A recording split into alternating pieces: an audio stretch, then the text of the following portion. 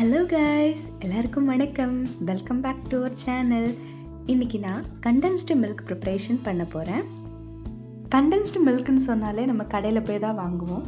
அதை தவிர்த்துட்டு எப்படி ஈஸியாக நம்ம வீட்டில் உள்ள இன்க்ரீடியன்ஸை வச்சு மேக் பண்ணலான்னு வாங்க வீடியோக்குள்ளே போய் பார்க்கலாம்.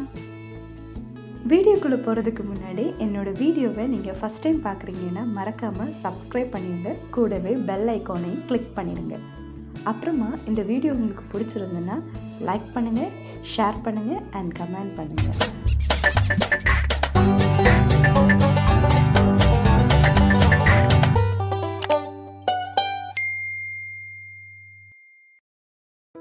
இன்றைக்கி நான் இந்த 4 இன்க்ரீடியன்ஸை யூஸ் பண்ணி தான் கண்டென்ஸ்டு மில்க் ப்ரிப்பேர் பண்ண போகிறேன். ரொம்ப ஈஸியாகவே வித்தின் 10 மினிட்ஸில் நம்ம சிம்பிளாக மேக் பண்ணிடலாம் கண்டென்ஸ்டு மில்க்.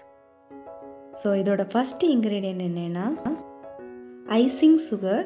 ஐசிங் சுகர்னால் ஒன்றும் இல்லை, நல்ல பவுடர் பண்ணி வச்சுருந்த சுகர் தான். இந்த சுகர் வந்துட்டு நம்ம ஹாஃப் பவுல் எடுத்துக்கிட்டோன்னா அதே அளவு நம்ம வந்துட்டு மில்க் பவுடர் எடுத்துக்கிறோம். இந்த கான்சன்ட்ரேஷன் மட்டும் மாற்றிடாதீங்க. தென் பால் எடுத்துக்கிறோம் ஒரு பவுல் நிறைய.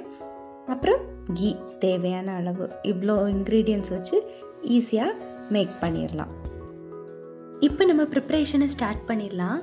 ஃபஸ்ட்டு மில்க் எடுத்து ஒரு பாத்திரத்தில் விட்டு நல்லா காய வைக்கலாம்.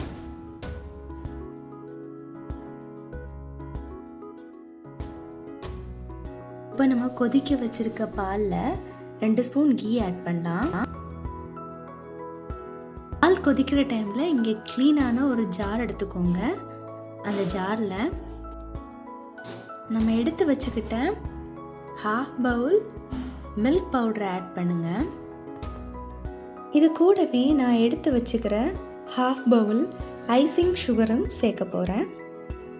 இந்த ரெண்டையும் நல்லா மிக்ஸ் பண்ணிக்கலாம். இப்போ இந்த மிக்ஸிங் கூட நம்ம கொதிக்க வச்சு ஆற வச்ச பாலை சேர்த்துக்கலாம். இது மிக்சியில் போட்டு நல்லா அரைச்சிக்கலாம். அரைச்சிட்டு வந்த பிறகு இப்படி தான் இருக்குது. உங்களுக்கு இன்னும் திக்காக வேணும்னா கொஞ்சம் கூட மில்க் பவுடரும் ஐசிங் சுகரும் சேர்த்து நல்லா கிரைண்ட் பண்ணிங்கன்னா ரொம்ப திக்காக கிடைக்கும். நான் குணாவா ரெசிபி செய்கிறதுக்காக தான் இந்த கண்டென்ஸ்டு மில்க் ப்ரிப்பேர் பண்ணியிருக்கேன். எனக்கு இந்த திக்னஸ் போதும் அந்த ரெசிபிக்காக. ஸோ உங்களுக்கு இன்னும் திக்னஸ் வேணும்னா மில்க் பவுடரும் சேம் அளவு ஐசிங் சுகரும் நீங்கள் சேர்த்து திக்னஸாக ரெடி பண்ணிக்கலாம். இந்த ரெசிப்பியை நீங்கள் ஒரு தடவை வீட்டில் ட்ரை பண்ணி பார்த்தீங்கன்னா கண்டிப்பாக கடையிலேருந்து கண்டென்ஸ்டு மில்க் வாங்க மாட்டீங்க. அந்த அளவுக்கு டேஸ்ட்டாக இருந்துச்சு.